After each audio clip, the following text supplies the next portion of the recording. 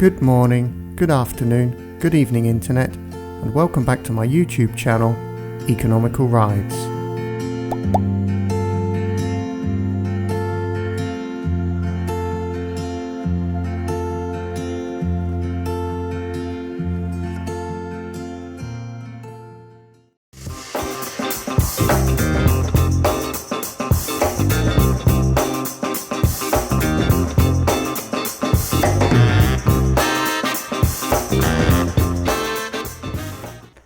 Buddy, oh buddy, what are you trying to do to me?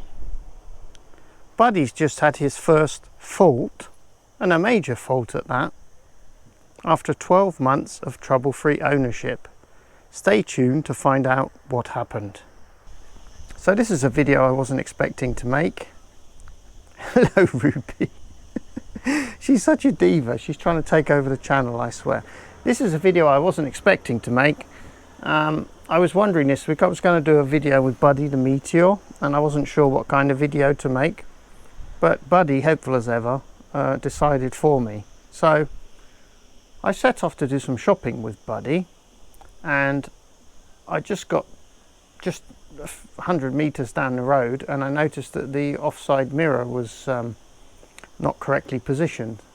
So I went to position it correctly, and it was really loose. So I thought, oh, maybe it's just worked loose. So I was about to turn around, go home, get the spanners out and tighten it up. But before I could turn around, the mirror fell off and bounced down the road. So I stopped and picked up the mirror. So this is the mirror. The glass didn't break because we weren't going very fast. So basically what's happened, evidently, is that after 6,500 kilometers we've had plastic fatigue, and the metal threaded insert has ripped out of the plastic, or the plastic has in fact disintegrated around the threaded insert. So if you've ever ridden your Meteor at night, you will know that these mirrors, they vibrate in a strange way, and the headlights of cars behind you, they don't appear as a circle of light, they appear as a ring of light. You only see a ring of light. It's a bit weird. And I think that's because where this body of the mirror attaches to the threaded insert, there's a lack of precision there, and there's like an internal vibration within the mirror itself.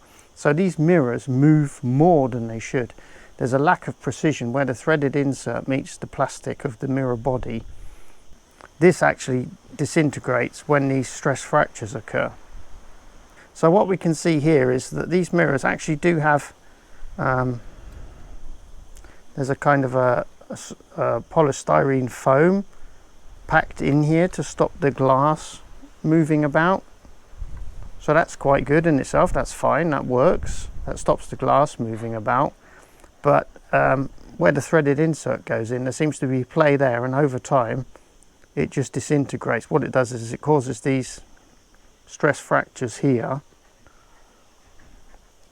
and when these stress fractures occur, the whole thing becomes a bit looser, so you get even more of this kind of a movement, and then over time this whole outer edge just disintegrates.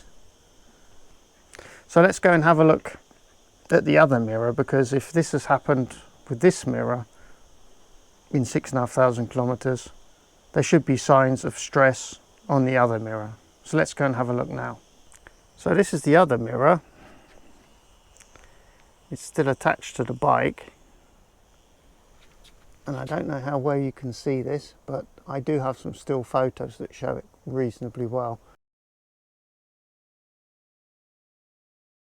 But I have at least 3 stress fractures on this mirror. I have one that runs from here to there, I have one that runs from here to here, and I have one on this side running from here to here, and I have another one starting here.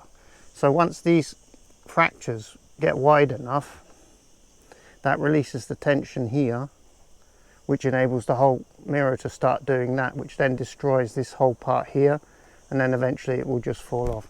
So this mirror will fall off fairly soon. So this does seem to be a general problem with these Royal Enfield standard Meteor mirrors. And I think it's basically because they do have a lot of vibration within themselves, so they just shake themselves to bits over time. So there you go. The big expose is that these Meteor mirrors, the standard mirrors at least, seem to self-destruct after about 6,500 kilometres. I think this is a major issue. I think this is a potential warranty claim for everybody that has this problem. Yeah, I don't know quite what to do about it, because on the one hand I could put in a warranty claim for 2 new mirrors, but I think we're going to have exactly the same problem with the new mirrors. Over time they're going to disintegrate as well, unless Royal Enfield has now got a new supplier. And I always quite fancied the touring mirrors anyway, and they're made of metal and they look a lot nicer and they won't have this problem. So yeah, I'm kind of torn. Maybe I'll ask the dealer to do me a deal on some touring mirrors rather than having to put in a warranty claim. I don't know. But anyway, I just wanted to put it out there because these mirrors, they have never, I mean, this mirror is pristine. It hasn't got a mark on it. It's not been scratched. It's not been leant against a wall. It's not been dropped. And it was the same with the other mirror. And it's already getting stress fractures coming out from the center here. So this mirror is going to drop off as well. So basically, if you have a Meteor and if you've done a fair few miles with it, make sure you check the root of the mirror, the base here, for any signs of stress fractures, because eventually they will fall off and you'll have to stop and pick them up off the road somewhere. So there you go, a little bit of a snag, but that is the very first single one and only issue I've had with Buddy in 12 months and 6,500 kilometres. But it's a pretty stupid issue. I mean, come on, we know that singles vibrate. If you're going to fit a mirror to a bike, it needs to be able to cope with that vibration. And clearly these mirrors, or at least the mirrors fitted to my bike, it may have just been one batch, who knows, these mirrors definitely don't cope with 1 year's worth of riding. So thank you very much. I hope you found this video useful. If you enjoyed it or found it useful, please give me a like. And yeah, there you go. So I'll let you know what I decide to do, but I think I'm probably going to buy a set of touring mirrors, because that will solve the problem once and for all. And hopefully the dealer will do me a good deal on that, because it's a purchase that I've more or less been forced into now that one of the mirrors has fallen off, and pretty soon the other one's going to fall off as well. So there you go.